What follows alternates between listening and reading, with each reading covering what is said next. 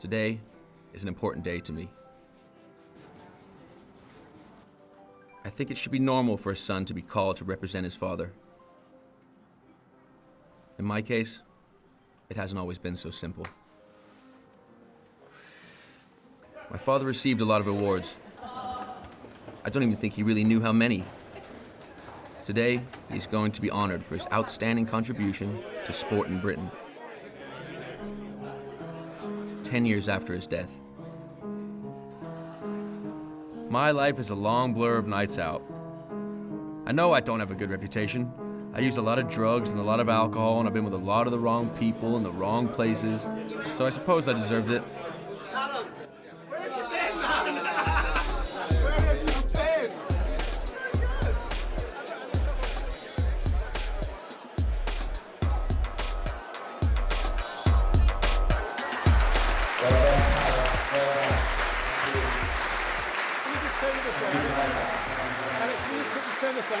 Just present that for me there.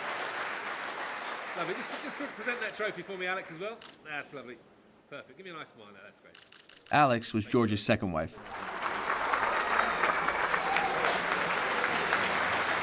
I like her. She's 9 years older than me, and I used to think it was so cool my dad had such a young, hot wife. Except the day he came home completely drunk and accused his 14-year-old son of having a relationship with his young fiancée. He put his hand around my throat, and he shouted, "You are not my fucking son." My father will always be in my life as a distant figure, something out of focus, someone who was mysterious and fascinating. I spent years trying to get closer to him, failing every time. Everybody loved him, but I can't say that I never hated him.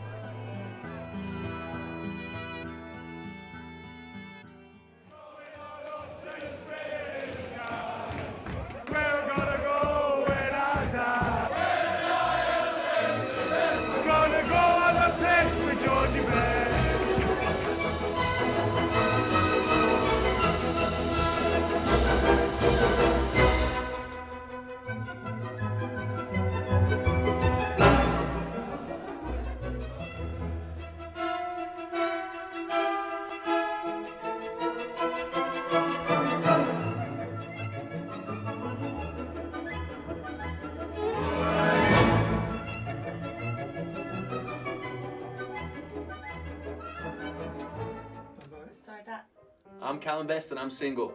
Well, relationship, my ideal woman,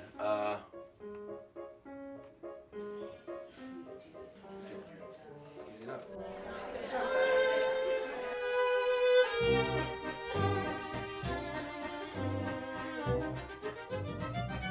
More tune it, please. Do I sound like I'm singing my praises like Bone Smoke about it? Just to tune it just No, yeah, no, you don't. Do you have a favourite memory of your dad? My favorite memory would be when I think I was about 12, maybe 13, and he took me to Old Trafford to watch United for the first time and bought me a Best jersey. And I remember just walking around the grounds and being super excited and super proud and a really cool moment. Do people constantly still talk about him to you? People you've never met before? Yeah, when I'm here doing an interview about a new show at 35 years old, I'm still getting asked about my dad. But I'm okay with it because it's my dad and I'm his son and I'm born into this thing and I'm very proud of it. But I sometimes think, oh, I've got so much going on and I've worked so hard to grow into my own person and do my own thing that I wonder if there will be a point where that ends. But if it doesn't end, so be it. This is the life I live and I'm happy with it. But sometimes I want to say we don't need to talk about that. It has no relevance as such. But I'm grateful and I'm blessed. But I'll fucking sing his praises all day long. Sorry to keep swearing. No, swearing's fine. I suppose the reason it's particularly in this interview is because it's going to look at your life.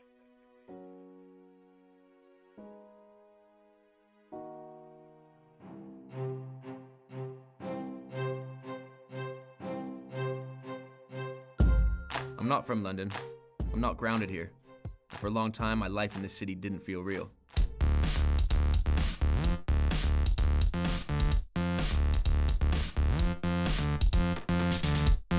Girls, as soon as you've got your stuff on, just come downstairs, please.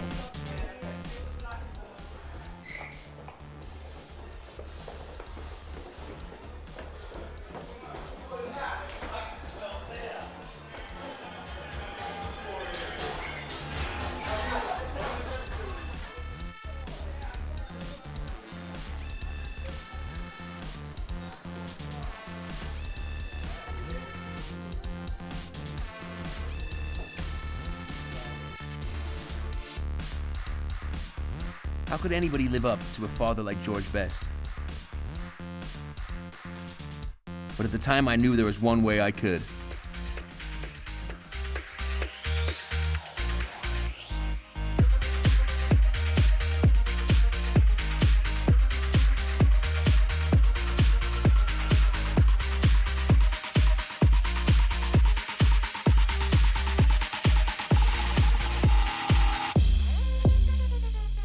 When you were a myth, people always forgive you. For me, it wasn't always the case. Skinny little runt, isn't he? He's anorexic. Oh, you look so good. And you don't. That's fine. And you're a dick. And why don't you take a picture of me real quick, sweet? Yeah. You look so good. Your nails look really blue. That's fine. Callum, you're fucking treading on thin ice here, mate. You nearly got beaten up on the street. You're so lucky you didn't get bashed on the street. What you mean? I tried to fucking help you out, mate. I said get into a taxi. You nearly got fucking bashed on the street. Don't be such a fucking cocky prick. Can I... Relax, man. Sorry? What you mean relax? Don't be such a cocky cunt. You've nothing to back. My way with money is the same as my dad, but the money I burn is mine. Once, a guy told me I'd wasted my father's fortune. This is what people think. George had no fortune and left me nothing.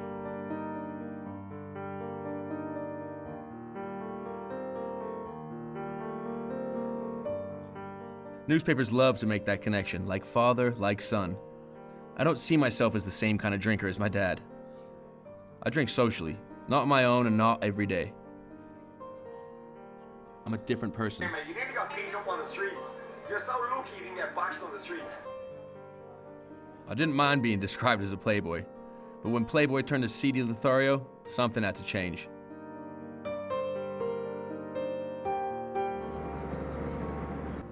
I have to solve my identity problem. Who I want to be. Myself, or the son of a great footballer.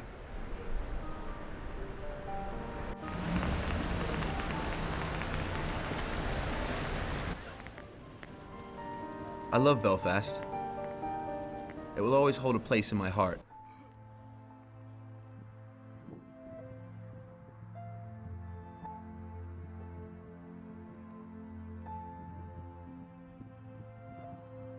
On the day of my dad's funeral, you couldn't move from the amount of people lining the streets. Hundreds of thousands paying their respects.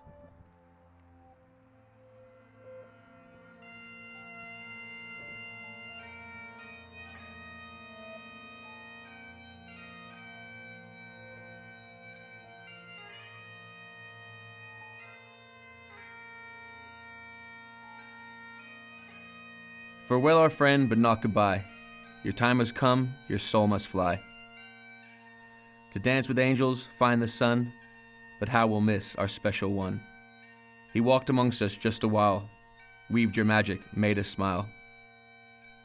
Your life was so full of light and tears, we lived it through you, through the years. We won't forget our Belfast boy, he filled our lives with so much joy. Your star will shine now in the sky.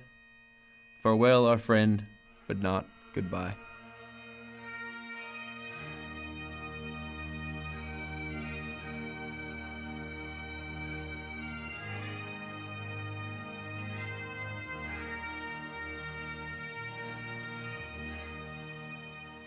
Losing my father sent me into a bad place.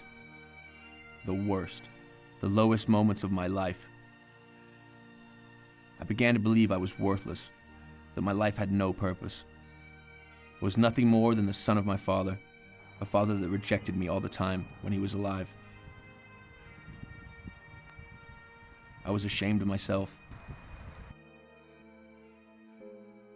I didn't know that he was about to have a liver transplant. Nobody told me. I heard the breaking news that they had found a matching liver for the soccer legend George Best on the radio when I was in the cab. That was the day of the surgery operation. I went straight to the Cromwell Hospital. When he opened his eyes, he told me that it would be different. A new beginning. He'd never spoke to me like that. George Best is tonight facing a new battle against the bottle. It follows. I've known my father sober for about 3 weeks of my life.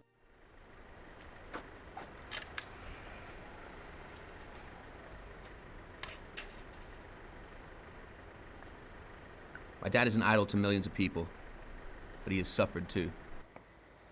His mother died in October 1978, and he was devastated. He hadn't seen her for 2 years because he'd always run away from the trouble. Trouble in this case, of course, meant his mother's drinking.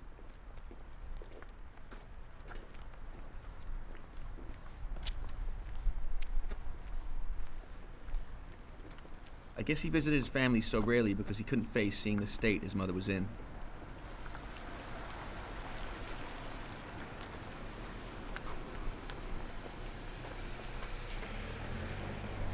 You alright? Yeah, you doing thing for your dad? Yeah. Brilliant. I know, right? Yeah, it's definitely really good. Doing good. How are you? Yeah, we're doing good. Nice one. Have a good one. Yeah, you too, yeah. See you later.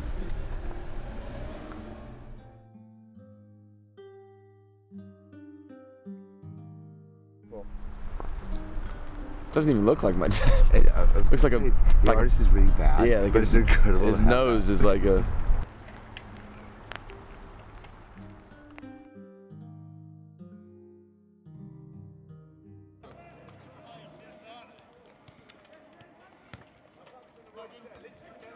For a long while, I had some fantasies of being a footballer. Pretty soon, it became clear to me that I'm not as good as people would expect me to be, being the son of George Best.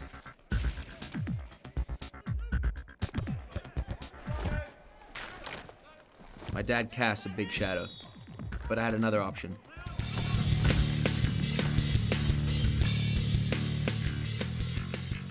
Modeling. In the beginning, nobody knew who my father was.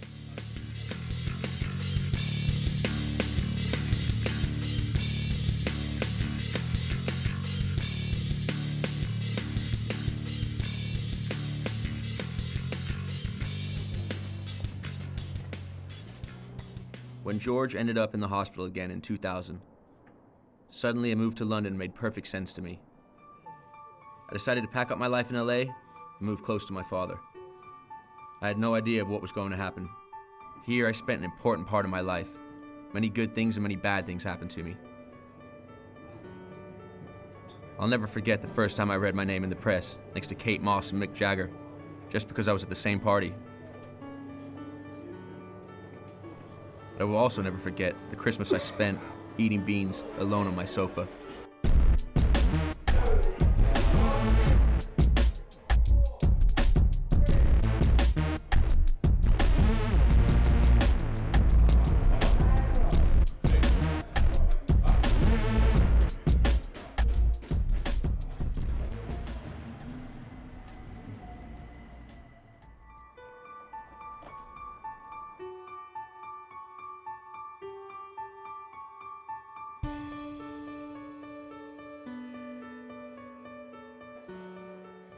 Wow, she's gorgeous. Isn't she beautiful? Is that nice, Mama? Are you enjoying the sunshine today? With a little white dot in her is she two-tone or is she just shaved? Shade. There we go, Mama. It's for you. Yeah. There you go. My family is very small. Me, my mom, my aunt, and a few cousins.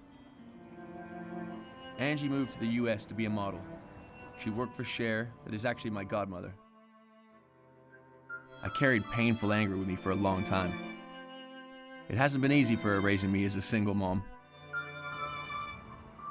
Years ago, I wanted to do an autobiography book, right? And nobody, because years ago I wasn't quite clear-headed as I am now, nobody years ago was keen to do it. Finally now, I put a treatment. First, I wanted to do an autobiography about my whole life, right? Telling the days of Malibu, telling the days of going to Milan, telling the days of the Playboy Mansion, the partying and the father and the how I am now, you know? Nope. Why? Well, just because I want to do an autobiography. No, nothing deeper than that. People are doing autobiographies. People are buying houses from autobiographies they sell. And I've had a fucking crazy life, you know what I mean? The thing is you are the only person that I know that really knew my dad, you know what I mean? And that's why I think during this whole process, you will be someone I keep coming back to and saying, okay, Mom, this has happened. Is that any truth? Do you remember that? Dad. Blessed in many ways, but fuck me, there was some dark shit along the way, you know? Yeah. But biggest fear I have is that everybody I knew loved my dad. And now I've got to sow some shit that ain't so pretty. but I don't want it to be a nasty thing. And I don't want it to be a thing that actually even tarnishes him. I just want people to see a son trying to figure out who his alcoholic dad was, because I'm in the limelight at the end of the day. In my opinion, they say it's a disease. It's not a disease. It's a choice. If they wouldn't have AA if it wasn't a choice. Yeah. I used to say I could walk into a room with George stark naked and nobody would know. All the eyes would be on George, him. which was the truth. Yeah.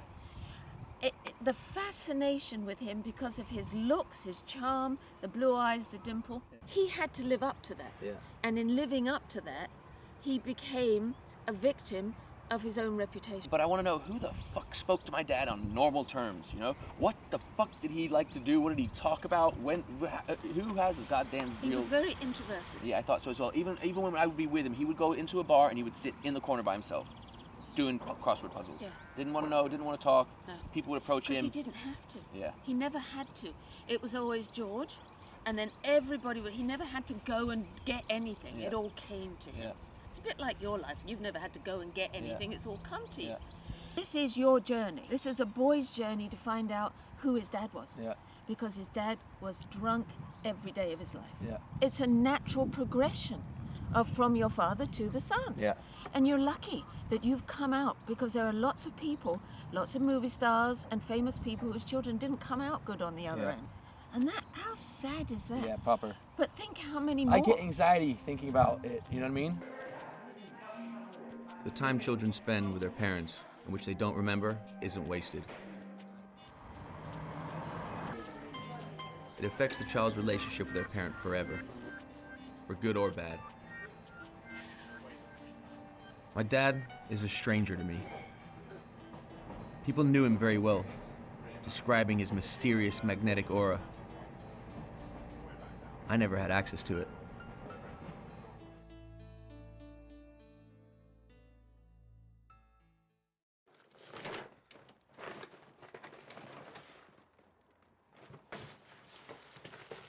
Phil was much more than a simple agent for George. He wrote a book titled Remember Me from My Football. He was always there for him. He was the man that knew him the best. There he is. There's some fetching headgear on. I remember quite clearly when George was living in Oakley Street that he had a big box of trophies, and he said to Callum, take your pick, whatever you want. And there was the European Footballer of the Year award there, and British Footballer of the Year award, and various other nice awards. And Callum picked out a snooker trophy, you know, that George had won in a pub. So he wandered off, he took I'm sure he still got it, hopefully. He took that back to America with him. Some memorabilia that George has given me over the years, and, you know, as much as I love it myself, I'd like Callum to have it, because I know he didn't have anything from his dad.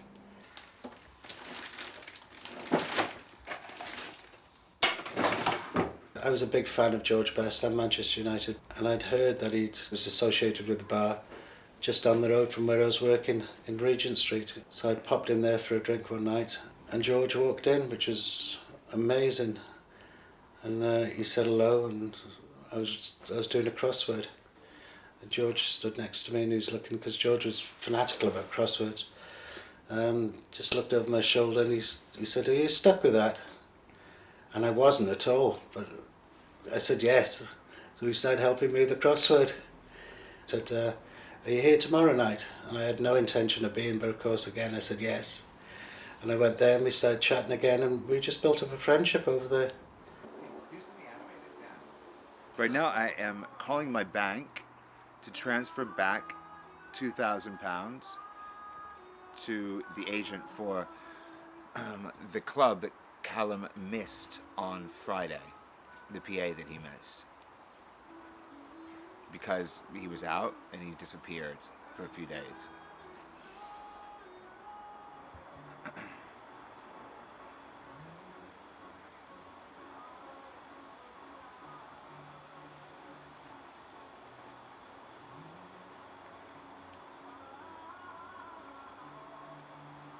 Just be a second.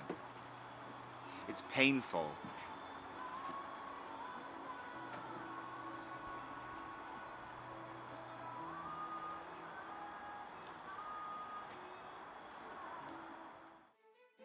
My father had a glint in his eyes that could make everything possible. His sentences are still famous. I spent a lot of money on booze, birds, and fast cars. The rest I just squandered. The irony is I lost my dad to these subjects. I'd heard this phrase, I wasted a lot of money on fast cars and women, and the rest I squandered. And I said this to George. I said, that's a good line, isn't it? It's quite funny. And I'm 100% certain he said, no, John Conte said that. But he must have used it at some stage later, because he did laugh at the time when I said it. He said, yeah, it's good, that. But I'm sure he said it was John Conte's saying. John Conte had said it first. But he obviously had used it later on, because it's now famously associated with George. It's no secret that George had a huge drink problem, and it wasn't just, go out and have a few drinks and get drunk. It was ridiculous amounts of drink. I hated him drinking brandy. I could go through a bottle a night of brandy. Of course I was worried about George, and we used to talk about the drink, and he'd always say, I'll be alright, Husey, don't worry about me, I'll be alright. But no, to try and stop him drinking, what would you do? Wherever he went, he could get a drink. It'd be like when he stayed here a lot. What should I do? Hide all the bottles of wine or whatever?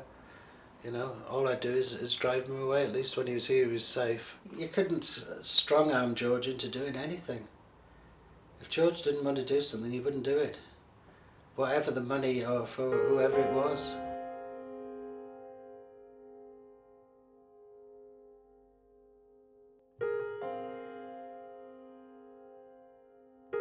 He wanted that picture taken, and he was quite happy for it to be in the press for a lesson for people who are just starting their drinking careers, to show it's not a pretty ending.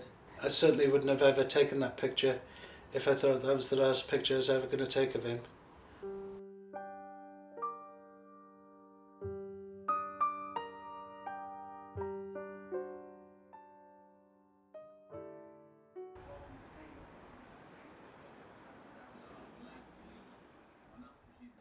In 2015, I wrote and released a book about my relationship with my father. I started the book by admitting that I was terrified of what people would think of me after they read it. I think it was a bit of a shock. There were a lot of older people, like Michael Parkinson, Jimmy Tarbuck, who said, don't do it, save it for your shrink. But I think the book being published was really good for Callum. It's a big for him. It's a big sigh, a big relief. And I think now he can move forward, recognising that he is George Best's son, but he's also Callum Best. My dad became an iconic figure. He has millions of fans that adored him. People don't like to see the dark side of their heroes. Even Barbara, the sister of my father, said that George Best would feel betrayed by me. It hurts.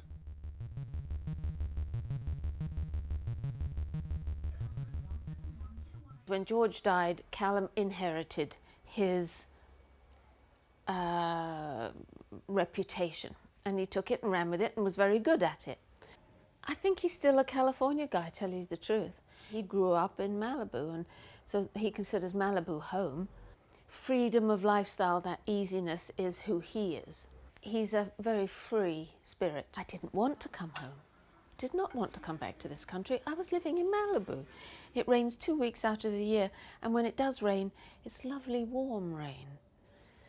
You don't get old in Malibu. You get old in this country very quickly. I had to come here. I couldn't let my son go the same way as my husband. I couldn't lose two of them that way. George took care of George, and everybody else around him had to fend for themselves. And Callum was one of those. He may have had George Best for a dad, but he also had a drunk for a dad. I mean, and a serious drunk. Drunk 24/7, 365. So He was learning his lessons the hard way, I think. It'll be interesting to see what happens in the future.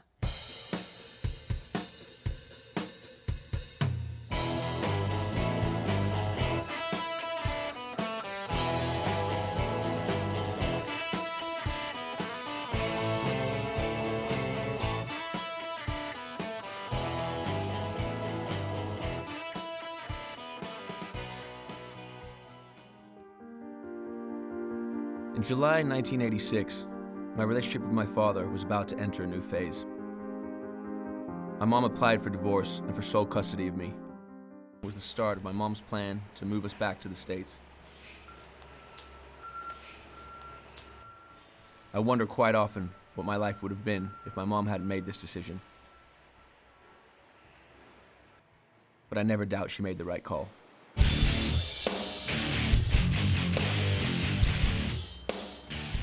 My mom was working for Cher as a personal trainer and assistant, but we lived close to the beach and we were very blessed.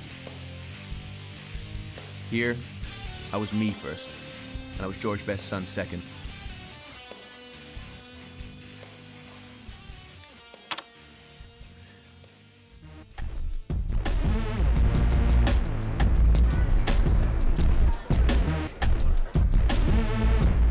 Adam is my best mate.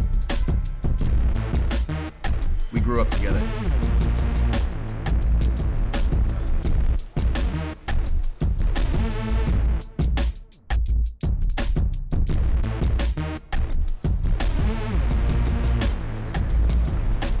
I sometimes think how different it would have been if I stayed in Malibu. So then 18 comes around and everybody goes to college to either Santa Barbara or San Diego, but I know what that consists of, like 2 years of getting completely pissed and then bailing out of school. And I just think to myself, I just remember I had an opportunity to go travel Europe and I thought, I've got to take that opportunity.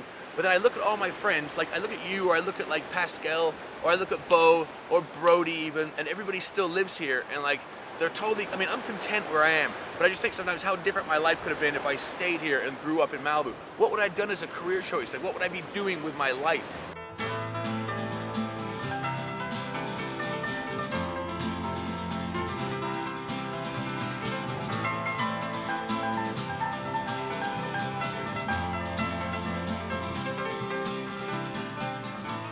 And there were so many stories that I was nervous to tell because how much admiration there is for my dad, you know? Every single day someone's like, oh my God, we love your dad.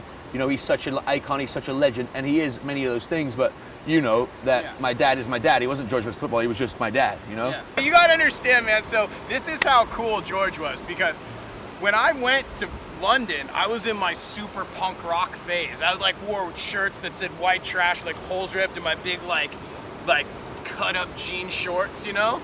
And your dad was just so mellow and cool. You were vibing. You're like, dude, come on, man, get it together, bro. Like, we're in London. What was your intro to him? Because I remember before I went, if I had to explain to people about what my dad did or what, I was like, oh, he was an ex-footballer or ex-soccer player, but nobody over here kind of really understood that. You know? Not at all. We start walking, and he's getting like mobbed, and I could legitimately see people shivering like Michael Jackson just walked past. I'm like, dude, what does your dad do?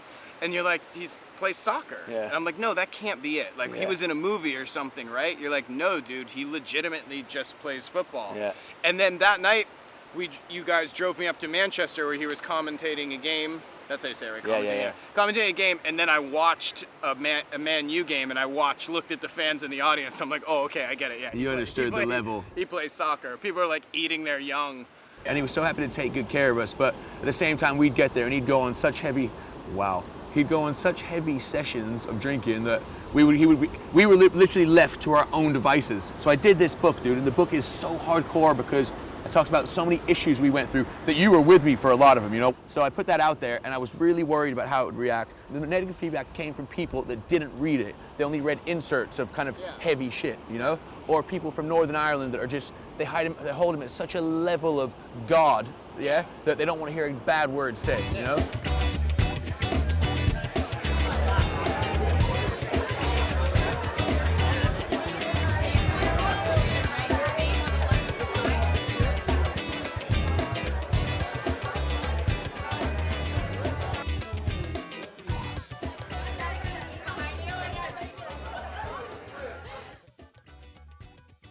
happily moved back here because obviously my mom moved back to the UK because I was messed up years ago. Now she's built a little home for herself, so I couldn't just pack up my bags and move back here without her. I'd have to get her a place, myself a place, so it's a big process. I mean, in the UK, I got sucked into this kind of,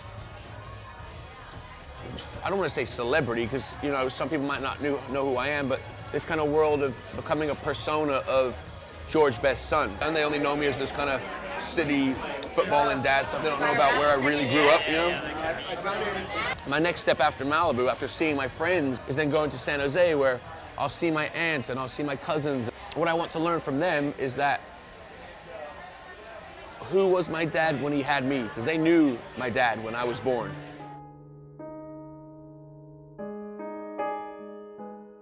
George said, at the end, people will only remember the football. This is not true. I can't. I just wanted to be able to sit down with him and talk about his life. I just know what I've read or watched on a video or been told.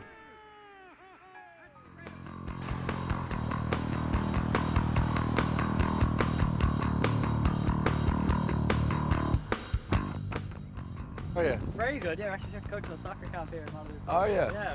No worry. What team's that then? No, it's just a kids kind of like coast to coast summer camp. It's not like Very cool, man. It's funny because I brought this. I came back here because I was remembering. There's a sign over there that says the AYSO. When I was probably about 13 to about 17. This is the field that I used to play on. Oh, yeah. Yeah, man. There used to be the goals up, and we went and traveled around, and teams used to come here, and it was such great memories. It's like the pitch doesn't get much better than this, does it? Really? And the views. As well. It's incredible. I think about some of the pitches I play on now in London, and it just blows it away, doesn't it? Exactly. You know? I didn't start playing football till about 13, but I found out I was pretty damn good at it. But when they found out my dad was George Best, everything changed. It was the first thing they judged me on.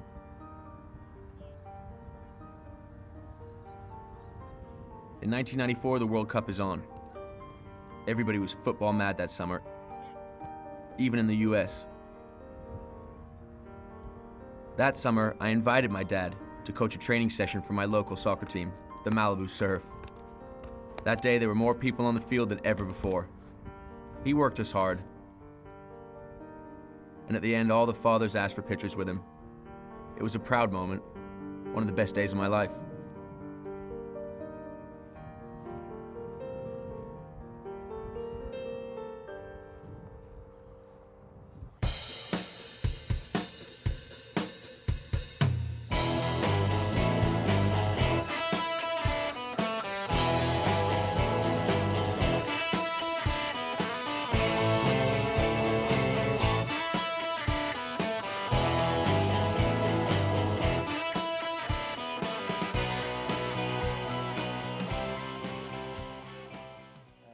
I am born in San Jose, California, when George was playing for the San Jose Earthquakes.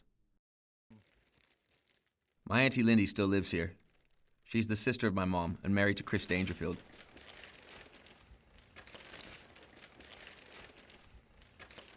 Aston Villa. So this is the shirt I wore in the first soccer ball, which is for Portland Timbers, here at Spartan Stadium. Once again, we played Tampa Bay Rowdies. She was, at that particular time, probably, if not one of the best players in the world. I mean, even Pelé said that he was the best player in the world.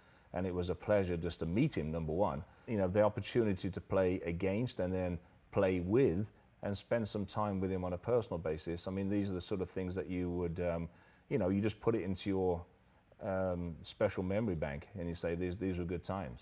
When you had a chance to spend time with George in public settings, even in America, you could see the adoration and, you know, what a star he was. But in his everyday life, he could sort of walk around the streets somewhat unnoticed. And I think that was kind of a novelty. It must be to these guys. It wasn't to me because I wasn't that famous. But to players like he was, it must be quite a peaceful feeling to know that you could have a normal life again after the life he had led.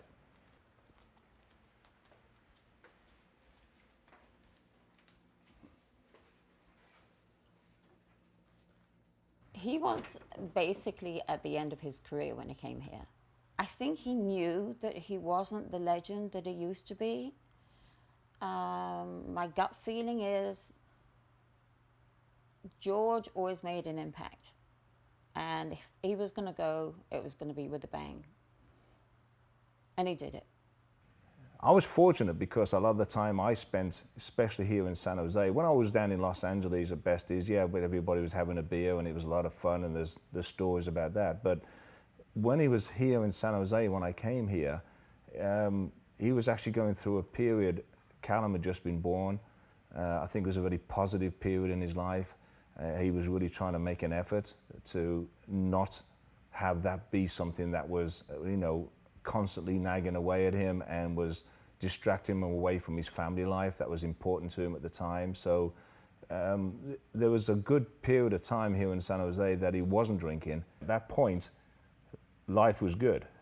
I arrived on 6th of February 1981 at 7:02 a.m. Pacific Time, which is 3:02 p.m. in the UK.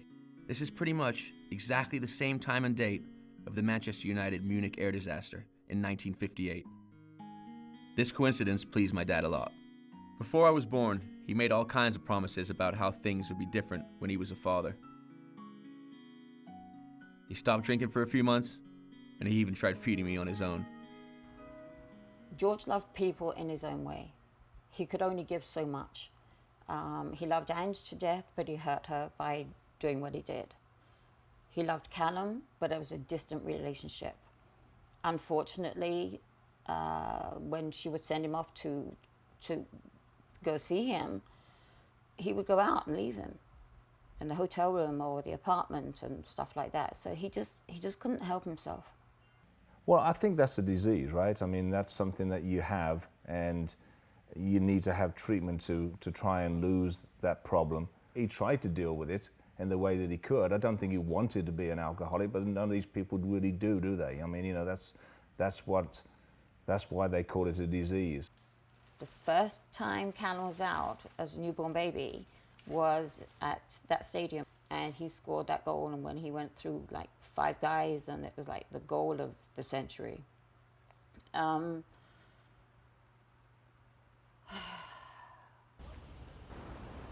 So I know this is the old stadium, but someone said they might have this thing they dedicated to him. But Yeah, they might. Yeah, let's go in here and ask. no worries, Sally, thank you. The San Jose Earthquakes. And I know they don't play here anymore, they've moved to the new stadium.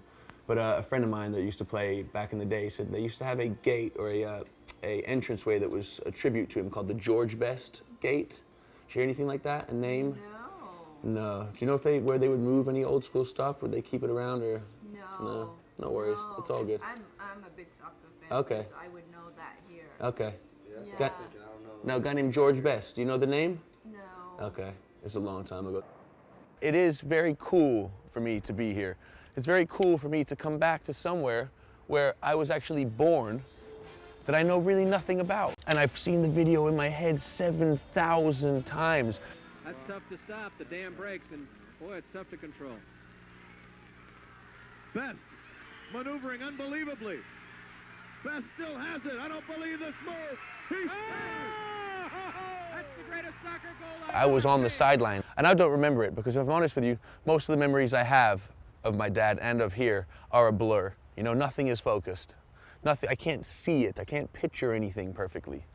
But I can feel it. I can know it was there, and I have blurred things. I have people telling me things, but so I'm trying to figure it out for myself and trying to put all the pieces together and gain the knowledge for myself to make it all make sense. But it feels good being here. I feel like it feels great, though. I think to myself, God, my dad was there at that one point, you know? And it might sound silly to some people, but it makes sense. And I feel him, and I think, wow, that's pretty fucking cool. Oh, an outstanding goal. Unbelievable goal by George Best.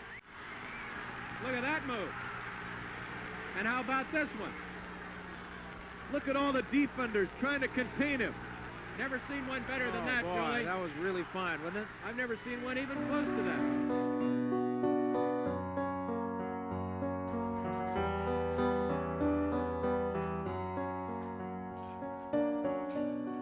George once said, having Callum prove one thing.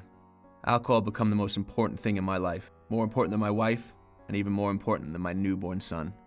I felt guilty I couldn't stop drinking, even for him, and probably drank even more because of my guilt. When I'm a month old, George goes into rehab and is away for months. Jack Rosenthal met him that time to write a screenplay about him. In one of the last scenes, George meets a great fan of his in a little California truck stop. He'd just come out from a rehab, and he's supposed to be off the alcohol. But when the man offered him a beer to celebrate, he accepted. He was a slave of the image he created.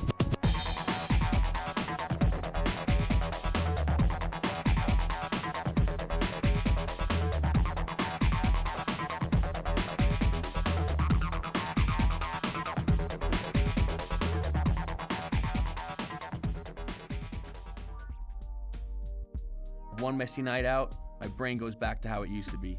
The demons come back.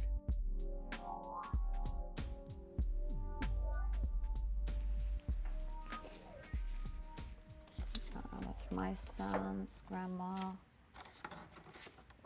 There's Callum. One of his school shots.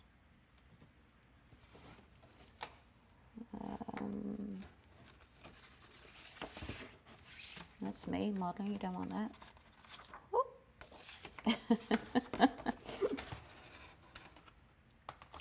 The family. Him and Ange still. But whether he wants simply the best on there or not, I don't know. My mother kept all of these things. Callum became a lost soul for a while. We all know that. The tabloids, everybody knows that. Wow. My mum kept everything. Oh, there he is. I was his second mum. There was no question of it because Ange needed to get back to work. All the stuff was going on with George. He was always with us and very close to his cousins, and still is, as we know, because they're not here yet. Hey! Hey! Oh, shit. I did what you asked me not to do, you know? Oh, no, please don't blame me, though. Oh, I'll blame my sons. Fucking blame all of us together.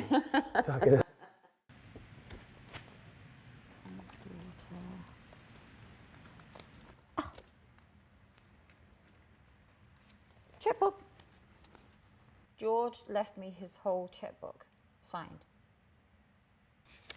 The whole book is signed.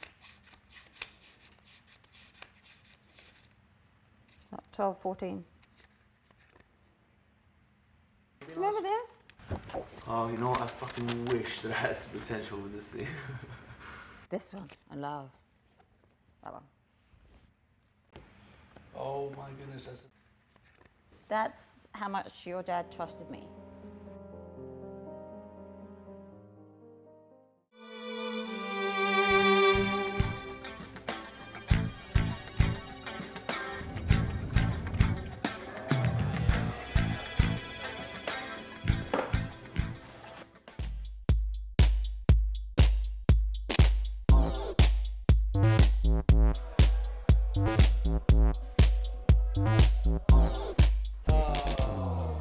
So I went to the yoga retreat. You doing yoga? I know. Can you imagine?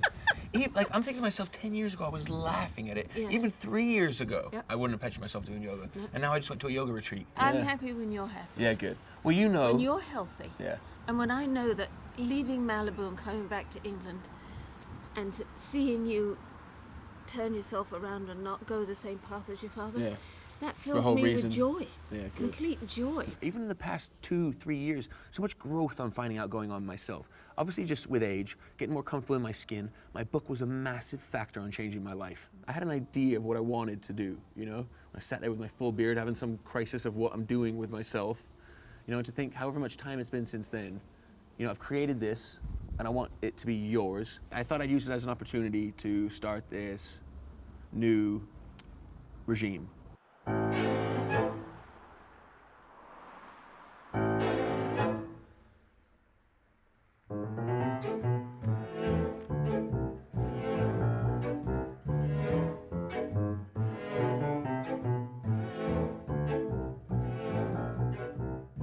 Feeney Arms was his favorite place. During my summer visits, I spent most of my time here, playing cribbage and watching football. Now it looks very different from that time. It wasn't a healthy space, and he spent from 8 in the morning till 10 at night every day. He was a legend, but his only will was to spend the whole day here, drinking with normal people. Oh my goodness gracious me.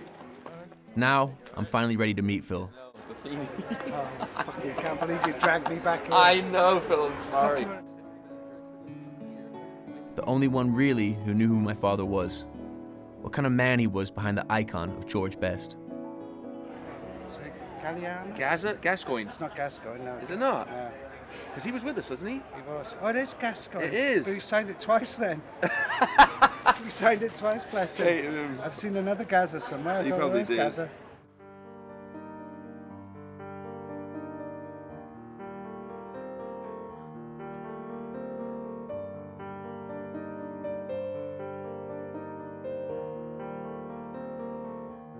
We shared a lot of intense moments.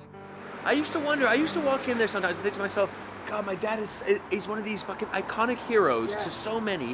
What is he doing staying in a place like this? But then I used to think to myself, it's probably because he wants a bit of quiet, a bit of time out. But even if he was in there, people would still fucking hound him. He was a man of the people, honestly. I don't think you saw as much, but he was just a people's person. And he would mix with anyone. George started a company to manage the George Best brand, and he asked me and Phil to be part of it. This meant the world to me, being part of my dad's legacy. And in the end, it didn't work. I never understand why. I know how important you were to my dad. I know how important my dad was to you. And I just think to myself, why have I never come to you with questions before? But what's happened to me, Phil, is that I have to crack on with my own shit, you know? Because if I come to you and start worrying about my past and my things, I'll never grow as my own person. My book, for example, wasn't in any way to put my dad down, because I'm fucking, besides you, I'm his #1 fucking fan, you know what I mean? And love him to bits. But in this book, I had to explain all this shit that's going on inside of me. Phil, I was worried to see you because you remind me so much of my dad. I swear to God. And it upsets me because it reminds me, not in a bad way, but it upsets me because I think to myself, God, you and my dad were like wingmen, you know? And every time I saw my dad, I saw you. Every time I needed to talk to my dad, I'd talk to you, you know? And so, oh, it could kick me off, but you could tell that he was my fucking everything, you know? I came here to get to know him. There's no denying the fact that he adored you, Callum. You know, and that was the other thing, the sad thing about your book, you know, that you didn't realise that how much he did love you. The book for me was of clarity, but then there was still a few questions. I had questions like, did my dad say he loved me? Yeah, because he didn't say it to me. Did he say it to you? You know? Your dad wasn't the type of person to say, come on, Callum, let's go to Alton Park Towers. Talk about girls, he did it when we will. Yeah. But he didn't know how to really show any emotion to me at all. I genuinely don't remember him really giving me a hug properly. I don't remember him really telling me he loved me properly. I wish you knew him like I did, because he was certainly a better friend to me than he was a father to you. I was trying to think about what advice did my dad give me, what like words of wisdom. I couldn't fucking rack a single one in my brain. I remember one bit of advice he gave me in Henry J. Beans after a few drinks, and it was, don't trust the press, is what he said to me. And it made sense to me after a few years, because I got that, because I'm like, yeah, they're pretty fucking ruthless, but absolutely. I just don't know if he knew how to fucking communicate with me. There's two moments that I remember so clear of you and I together, is that one of them was, you called me and you said, come to my office. At the time, when my dad's around, I don't think about collecting that shit. I don't think about saving it. I don't think about having my own, because it's all there. And I'm like, it's my dad, oh, it's easy, it's all gettable, you know?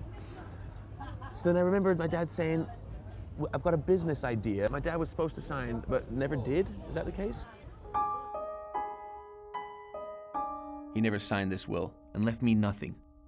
I've got 3 or 4 bits that are lovely that I want you to have. Oh, thank you. I want you to have them. I will do. But they were, trust me, they're given to me. I don't want to be a burden on anybody. You know, I don't want to be a burden on you if it's yours, because I know that you love my dad, you know what I mean? So I don't want to... But I want you to have it.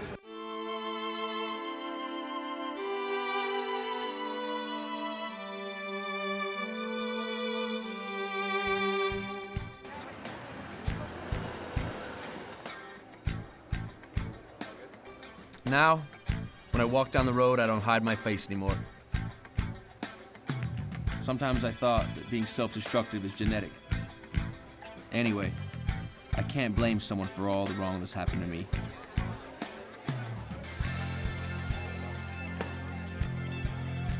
He was a shit dad to me, but he will always be part of me.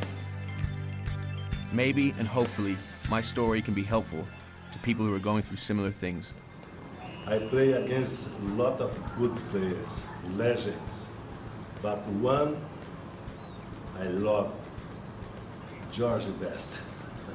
This one is the excellent player.